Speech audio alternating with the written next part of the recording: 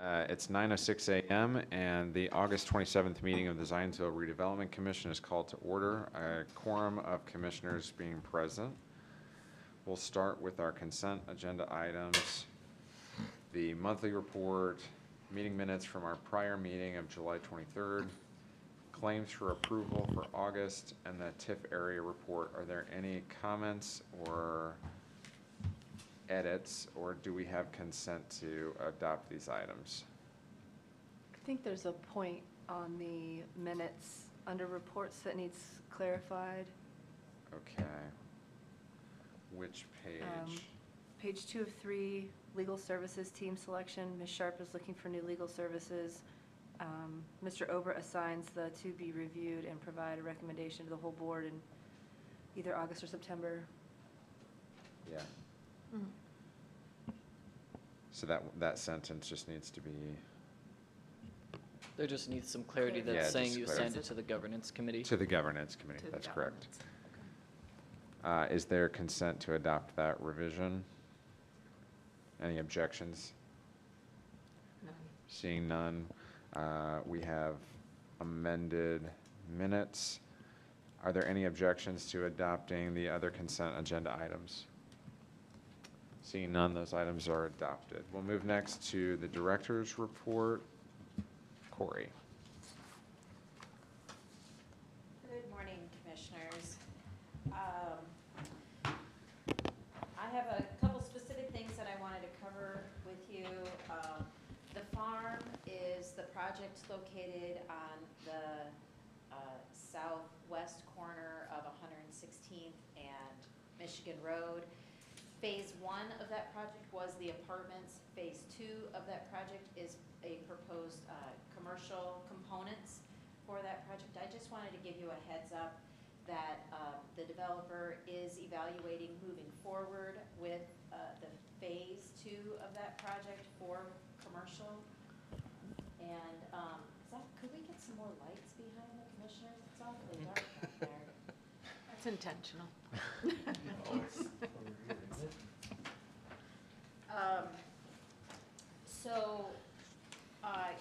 Coming forward, I just wanted to tee up that they will be coming forward with an additional TIF ask.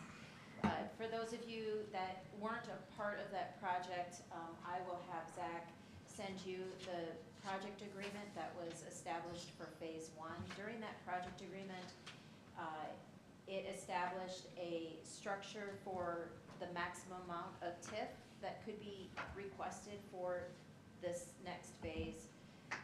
It equates to 50-50 split for TIF. The overall objective was that all of the farm would have a 75-25 split. Phase 1 had a 95-5 split. So just wanted to remind you of that and that's coming up. On your agenda, you have legal services, but that's not really mine. That's a report for governance committee, so I'll just skip over that. And then I also wanted to give you a update on Creekside and South Village. So I have a couple updates for the Creekside corporate park other than what's already on your agenda.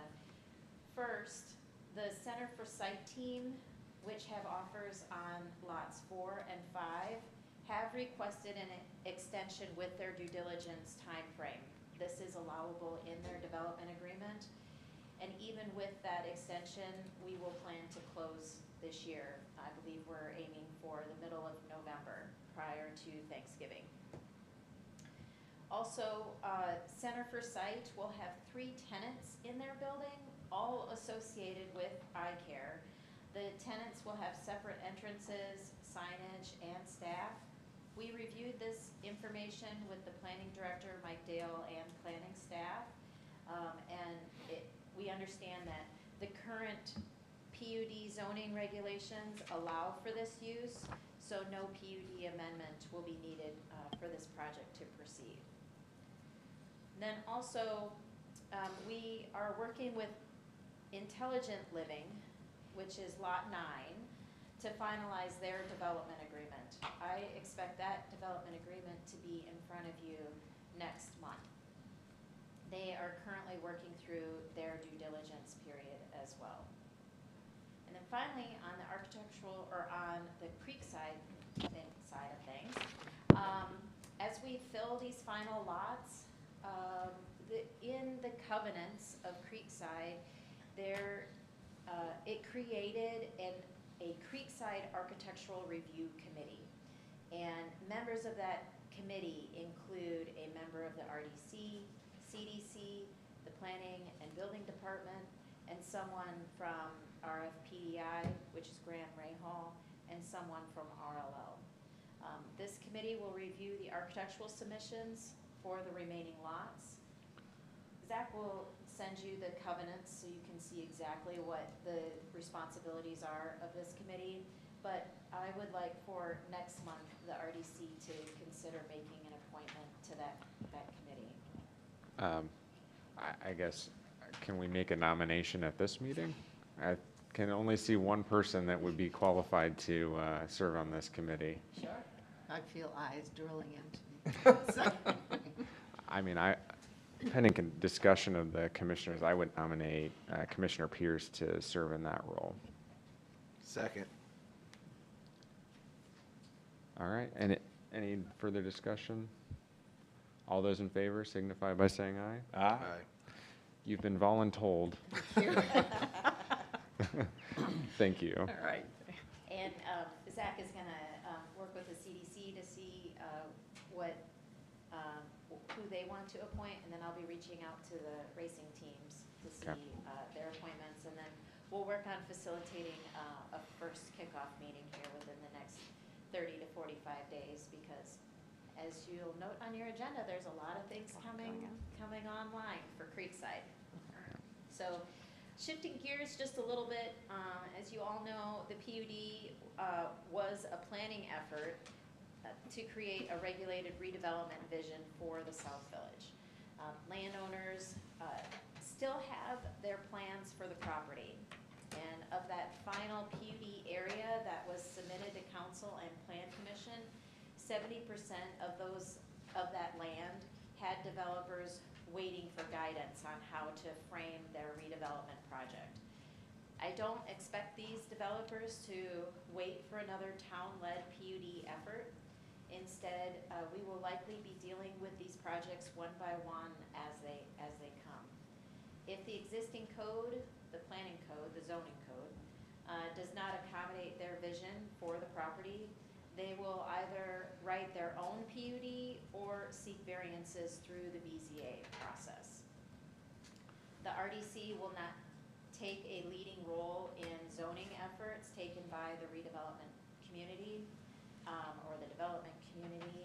When teams are ready to move forward with their project and need to structure a public-private partnership, we will be ready and engage with those negotiations then.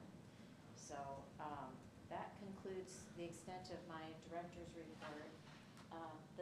By the way, my iPad has last month's agenda on it, so I don't know if yours does as well. But I thought it was a little different. No? No, No? mine's Okay. okay. All right. Yeah, I'd say 27, that's Yeah. right. Any questions for Corey on her report?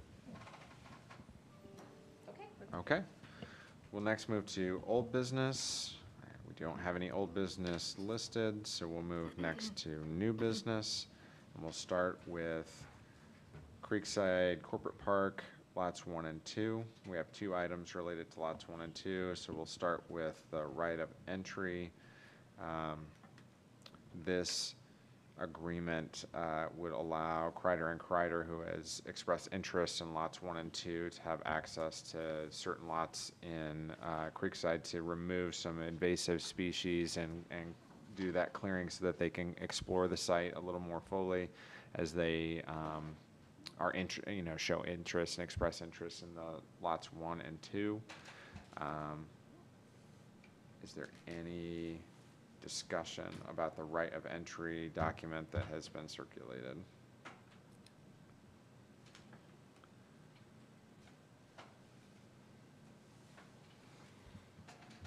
I'll note that it's lots 1, 2, and 3.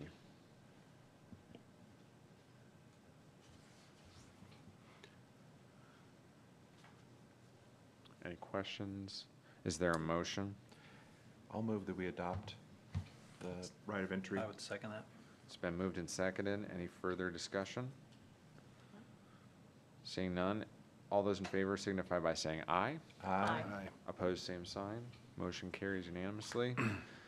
We'll move next to the development agreement for lots 1 and 2, and I'll ask Corey and then also Mr. Kreider if you want to tag team this item on the agenda. Thank you. Lots 1 and 2 are located on just north of the DK Pierce property at the very end of Creek Way in Creekside. These are two very difficult sites to develop. They are roughly 2 acres each. In 2020, the appraised value for that land was $620,000. And we have not been able to move on selling this land because it is so difficult and awkward. So we're excited to have an offer in front of you from a company called Kreider and Kreider. They are a well-established company currently headquartered in Bloomington, Indiana. And I'll let Mr. Steve Kreider tell you more about his business.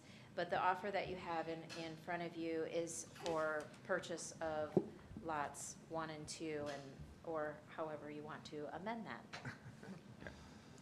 Mr. Kreider? Good morning. My name's Steve Kreider, and as Corey said, we're very interested in lots 1 and 2. Our headquarters as Kreider and Kreider is located in Bloomington. It was established in 1954 by my father and my grandfather, and my brother and I have operated it since, I guess, the 70s. So what we'd like to do is we've had an office in Indianapolis, and we'd like to further develop that office. And we think one of the things that we need to do is to build a new office. And we've looked at Creekside. We like it a lot. We think for our area of work, that would serve us well. And so I think eventually that there's a good chance that, our main headquarters would actually move to this area versus Bloomington. So that's we do heavy civil work with the earthwork as far as large dirt moving projects, pipe work. We've built over 50 miles of I-69 coming from Evansville to Indianapolis. And so that's the type of projects we do all throughout Indiana. But lately, and we believe this office will help us to be more centrally, stay more central Indiana located. So that's. Yeah. Can you tell us a little bit about the type and scope of operations that would be coming into Lot 1? Okay. So this facility would probably house up to eventually about 40 employees, and they would be anywhere, from project managers, engineers, to the support staff for those people to operate our business. Project accountants, people it takes for us to operate. The average salary would probably be around $75,000 a year. With obviously the professionals, substantially more, and for the support staff included as an average. So, and that's what our growth would be. Eventually we would get to that point. So, right now we'd start out with about 20 employees to begin with, and as we move some people from Bloomington and grow, we would get up to that point. Any questions from commissioners? I just I appreciate you taking on this tough site and trying to turn it into something really good, so thank you. I appreciate it. I think, as you say, it is a tough site, but I think we can make it into something pretty special. And so your interest in Lot 2, I mean, your entire site would be currently situated on Lot 1. can you talk a little bit about your interest in Lot 2 and what you might be projecting out for that location? Yes, and so, right now, because of some of the challenges on Lot 1 with the terrain, it's, this building would be about a 15,000 square foot building, and it limits us somewhat on parking for employees. And so what we'd like to do is to be able to have the ability to use Lot 2 eventually for some additional parking. But I think we would also be more than willing to look at that for another business too. We could take another business, related business of ours, and possibly look at relocating into that area too. But initially, so as contemplated by the agreement as it's currently drafted, the offer is for both lots 1 and 2.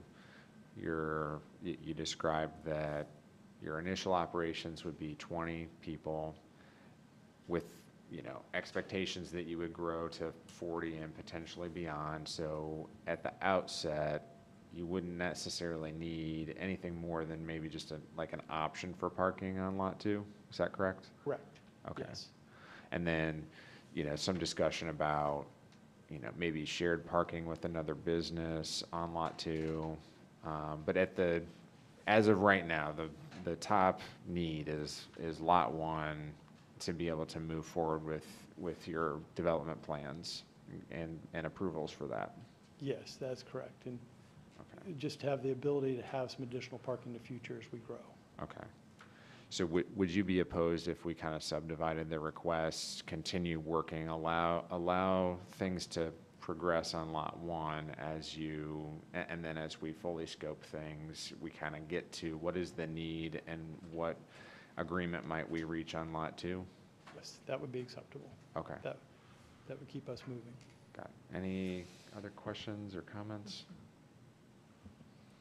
So I'll make a motion that we approve the material terms of this draft agreement for lots 1 and 2, but with some modifications that reflect that we're not there's no agreement as to the purchase price of Lot 2, as you are kind of continuing to evaluate how to incorporate that.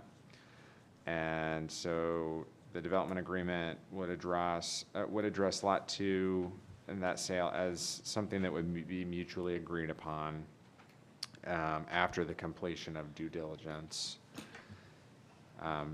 The agreement shall also require that you submit a parking plan for the site too.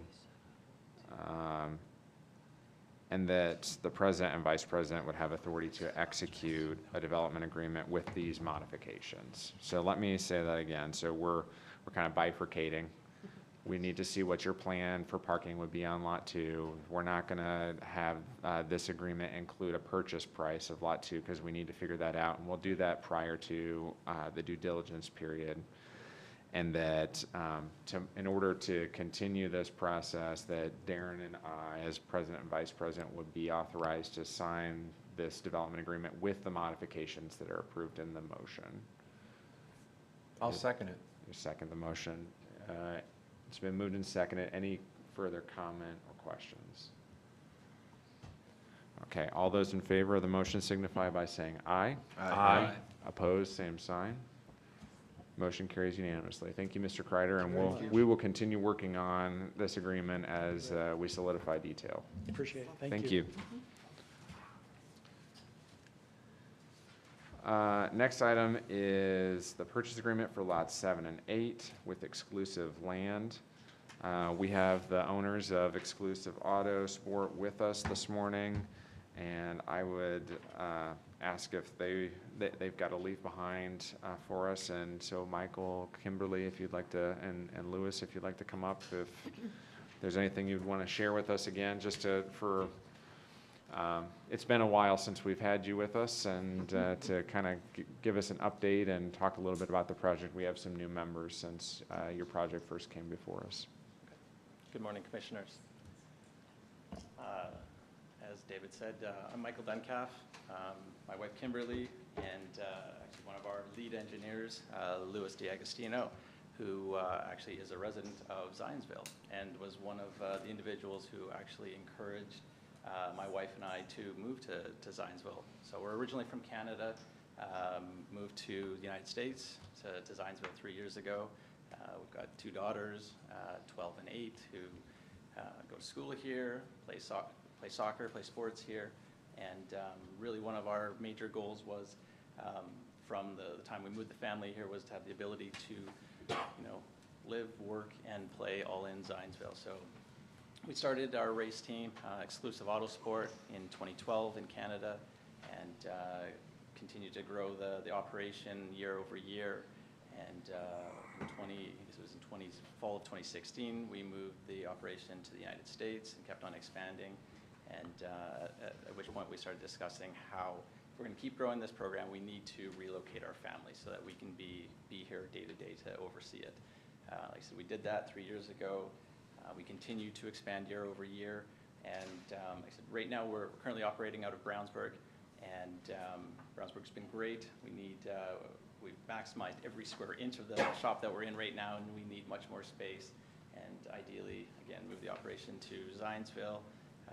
At the moment, we have 4 W-2 employees, 15 1099s, and simply because we actually, in the space we're in right now, there's one office, and like I said, every square inch of floor space is being utilized. So move to Creekside, the ability to build 37,000 square feet of shop space will allow us to not only grow the race team and the number of cars that we run, but the ability to hire much more staff, and just to continue growing our program. Thank you. Any questions for Michael? So we have in front of us the development agreement.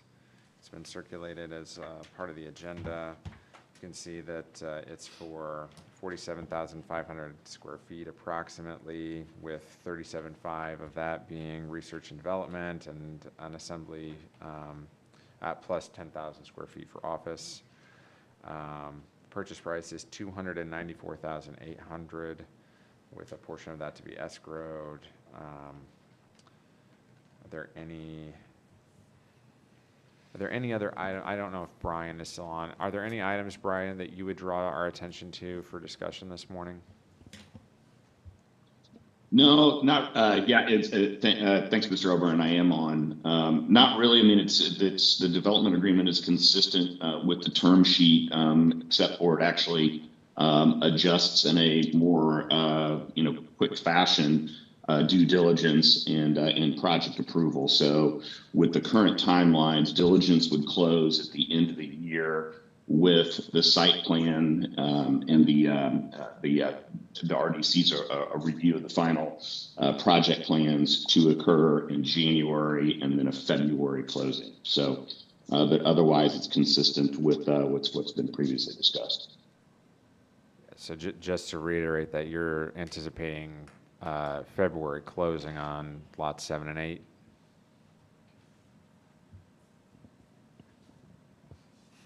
Is that correct, Brian? Yeah, in the agreement, yes. Because these things are fluid, right? I mean, if something happens with respect to it, with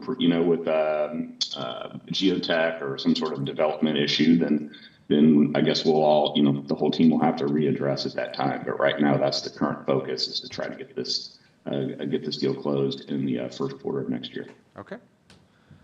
Are there any questions from commissioners, comments? Is there a motion? I'll move that we approve the development agreement on lots 7 and 8. I second. It's been moved and seconded. Any further discussion? Seeing none, all those in favor of the motion indicate by saying aye. Aye. Opposed, same sign.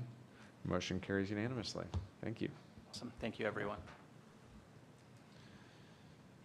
That concludes new business. Under other business, we have committee reports. Do we have a report from the Finance Committee? We do. We met on the 8th of August. We reviewed the one claim for the week. We also discussed the Crow 5-year projection report. Crow was also in attendance with us. And then we went through early drafts of the 2025 budget for for the commission, and I believe a draft will be coming to the full commission at the next board meeting for that. Okay. Any questions for the Finance Committee? Okay. We'll move next to the Governance Committee. We had one item that was assigned to us at the last meeting, and that included selection of a new legal services team to support the deal work of the commission. Darren and myself and Corey and some others from our team met with Taft. We met with Barnes and Thornburg and Hackman Hewlett, and have had discussions with some others, and Ice Miller as well. And through those discussions, we whittled it down to a single recommendation that we would like to present this morning, and that is to engage with Barnes and Thornburg for project work that would begin at some point in the future with new projects that come forward to the commission. And so I will open up the floor for discussion on the recommendation. So I would like to move, if possible, that we move into executive session so that I can better understand and we can discuss this movement for Barnes and Thornburg. I think it proves that we need some I need some understanding about how we came to that choice. Legally, we can't move from an open meeting to an executive. Well, I meant for a future open, to delay any kind of vote or move forward at this point, and have an executive session in the future that I can better discuss it and better understand this choice. Are we able to discuss our contracting in executive session? We can discuss the hiring of employees, but I don't think that extends to outside contractors, but it's something that you could discuss individually. Yeah. Well, I can add some color to it, or some maybe points, Kent, that you were wanting. That you think we talked to 4 good firms. There's probably another 10 out there we could have spoken with, but of all the firms we spoke to, and even the ones we didn't, I mean, Barnes and Thornburg has a experience with entities like ours that is really unmatched within central Indiana and beyond. They have not only the experience in representing other RDCs and working on projects that come before us. They also have a deep bench of attorneys that can work with us on a number of fronts that we may need, including on the bond and public finance side. So I don't think we could have gone wrong in either direction, but I also think that that Barnes is as strong in this field as there is in Indiana, and we'd be fortunate to have them doing work for us. Barnes and Thornburg is the legal representative for the town council also, correct? They are. So does that provide any kind of issue as far as they are the representative for the town council? It shouldn't on the surface. That doesn't mean there couldn't be situations in the future where that arises. And what we have found is it wouldn't be a unique setup to have the same firm representing the council and the redevelopment commission. But to your point, we recognize that as an issue, and I think we viewed it as the benefit of having them involved in both sides as we work together and collaboratively on projects outweighed any risk. And there's really no risk, because should there be a conflict, then we would just hire one of the other firms we talked to, or that could do the work. So this doesn't mean that Barnes and Thornburg is going to do all of our work on every project. There'll certainly be times where they're conflicted, or we want to go use someone else, or there's another firm that maybe has a better experience on a matter that we could easily include.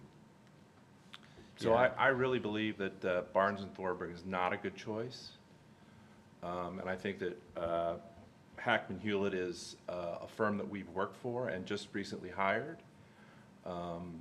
Their experience is as deep as Barnes and Thornburg. They don't have the bonding lawyers that I don't know that maybe Barnes and Thornburg does. I don't know if that was an issue that you guys took up. But I find it interesting that we would pick Barnes and Thornburg them being the legal representation of the town council. I think that there should be separation. I just think that the choice here is not necessarily the best one for the RDC. Yeah, and I'll add a little bit to what Darren said. So we discussed at length conflict with each firm that came to meet with us, and this conversation about, does this present a conflict between Barnes and Thornburg representing the interests of the Redevelopment Commission as well as the town council? And as Darren mentioned, there was equal conversation about the synergies that could be realized by having the same firm interacting with both. And I think that Darren made a really good point about if there is a conflict, we're not proposing that we terminate the engagement here with ICE. And then we also have gone to the marketplace to look at other firms that have submitted information. And so if we decided that we needed to engage someone temporarily on an individual matter, that option is always at our disposal. With respect to Hackman Hewlett, from my perspective, the reasoning behind why they would not necessarily be the best fit of the firms that we met with was, as you mentioned, the fact that they would be contracting out for the bonding and public finance component, whereas all of the others that we met with have that internally situated. It was not an easy decision because I agree with your assessment that we've worked well with Hackman Hewlett as they've kind of helped guide through the South Village PUD process, and the zoning and development experience that they demonstrated was superb. It comes down, the recommendation comes down to who can best satisfy all of our needs on the project work. Well, I strongly disagree, and I strongly disagree also with the continuation with ICE. I don't feel like that they have served us over the course of the last few years in the best way. So I would strongly recommend that we have this for further discussion, but I'll end my discussion there. Point of clarification, so traditionally, we had ICE Miller on retainer, and then they also did any project work that came up. The proposal with Barnes and Thornburg is that we would not have anyone on retainer because we have Town of Zionsville Council, Mr. Oberlander, and that this would just be on an individual basis, negotiating things like development agreements with developers. That's correct. And then if there is any public finance bonding component, so, You if there's could a or could not use Barnes, or we would like to. yeah, it would be the same type of engagement that we have today with ICE. The work that they've been doing on the public finance and the kind of real estate work would be the same level of service that we would receive from Barnes. But to Katie's point with John here, the scope of that might be more limited than it has been historically with ICE Miller. Right. Who's the partner at Barnes that will be the lead? Chris Greisel, who was deputy mayor for Scott Fadness and Fishers and is of council with Barnes. And then Adam Sturwold is also a part of the team. And Adam is, to put it frankly, he's an expert in redevelopment commissions and the work that they do around the state, and represents a number of other redevelopment commissions around the state.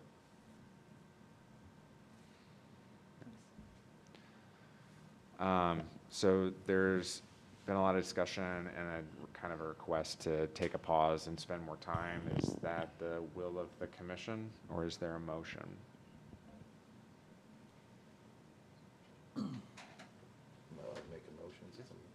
I'll make a motion to accept the recommendation. A motion's been made. Is there a second?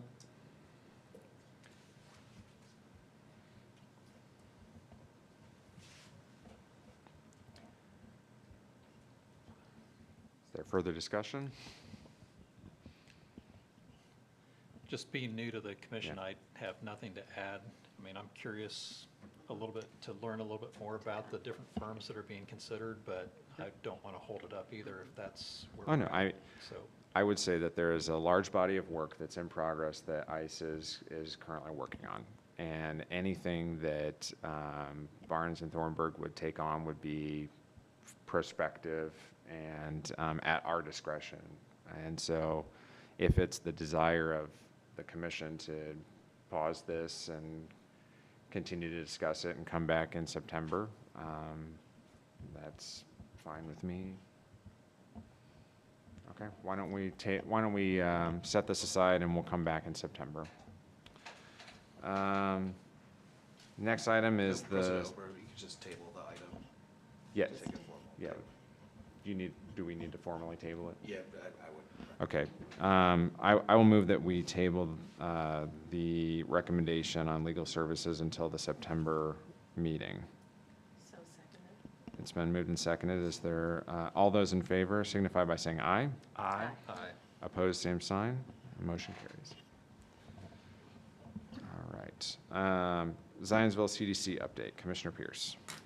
Yes, so our last meeting was actually held at Creekside Corporate Park, at our offices, and just revisiting the future opportunities for the CDC, especially related to their new status and as a nonprofit, which changes up their scope.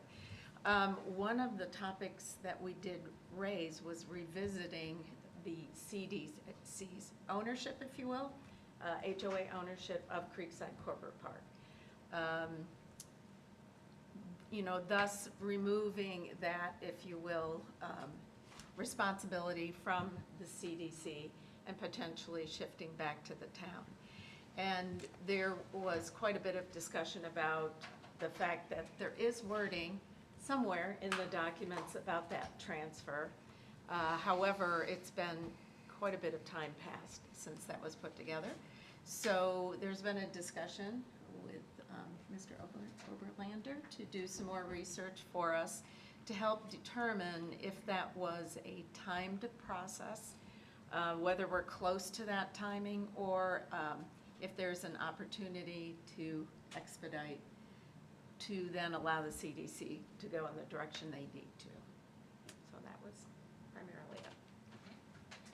Any questions for Commissioner Pierce? All right, seeing none. That is the end of our agenda. Is there any other business to come before the commission? Seeing none, is there a motion to adjourn? So moved. And I second. It's been moved and seconded. All those in favor signify by saying aye. Aye. Aye. Opposed, same sign. We are adjourned at 9:44 a.m.